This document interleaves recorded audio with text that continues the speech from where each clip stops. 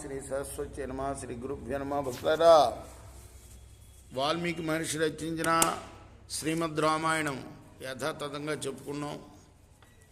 నిన్నటి వరకు మనం బాల, అయోధ్య, అరణ్య, కిష్కింద, సుందరకాండలు, యుద్ధకాండ కూడా పూర్తి చేసాం. ఉత్తరకాండలో కూడా మనం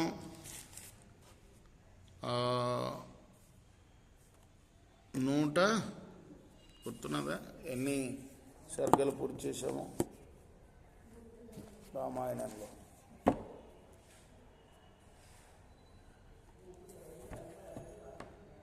104 సర్గలు పూర్తి చేసాం. ఈ రోజున 105వ సర్గ ప్రారంభం చేద్దాం. ప్రారంభించే ముందు వాల్మీకి మహర్షిని ప్రార్థన చేసుకుందాం. కుజంతం రామ రామేతి మధురం మధురాక్షరం ఆరుహ్య కవితా శాఖా వందే వాల్మీకి కోకిలం. ఆంజనేయం మహావీరం బ్రహ్మ విష్ణు శివాత్మాం తరుణాక్క ప్రభం శాంతం ఆంజనేయం నమామ్యం.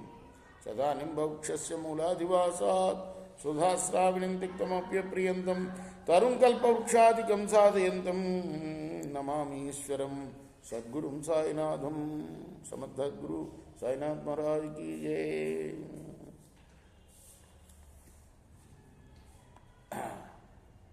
తథా తయోః సంపదతోర్దుర్వాసా భగవాన్ ఋషి రామస్య దర్శనాకాంక్షే రాజద్వారముపాగమాత్.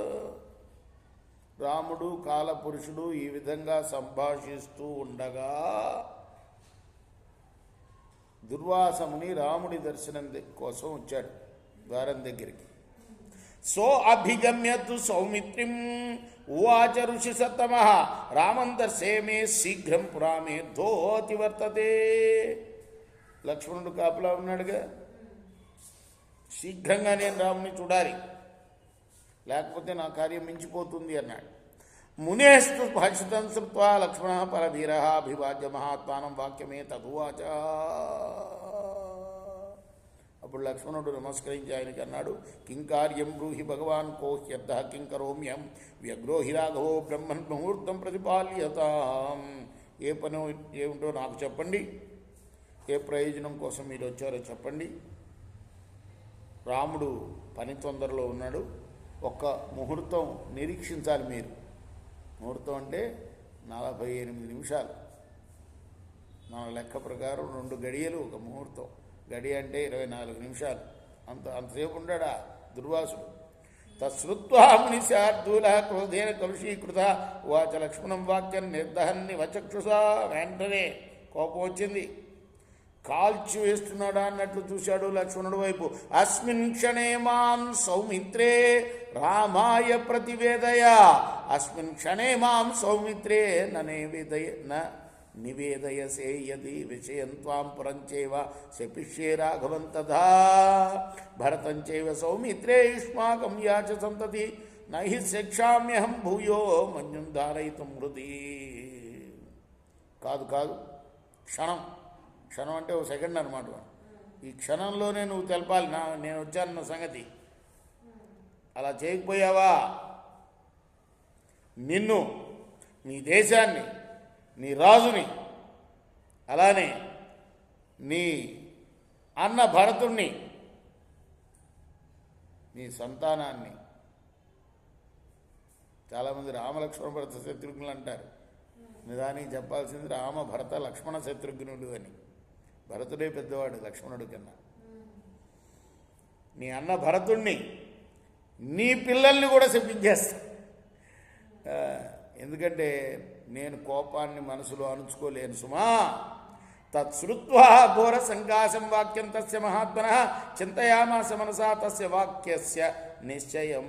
ఈశ్వరుడి యొక్క భయంకరమైన ఆ మాటలను విన్న తర్వాత ఏం చేయాలి అని నిర్ణయించుకోవడానికి ఆలోచిస్తున్నాడు లక్ష్మణుడు. ఏకస్య మరణం మేస్తు మా భూత్ సర్వ వినాశనం ఇది బుద్ధ్యా వినిశ్చిత్య రాఘవాయ న్యవేదయత్.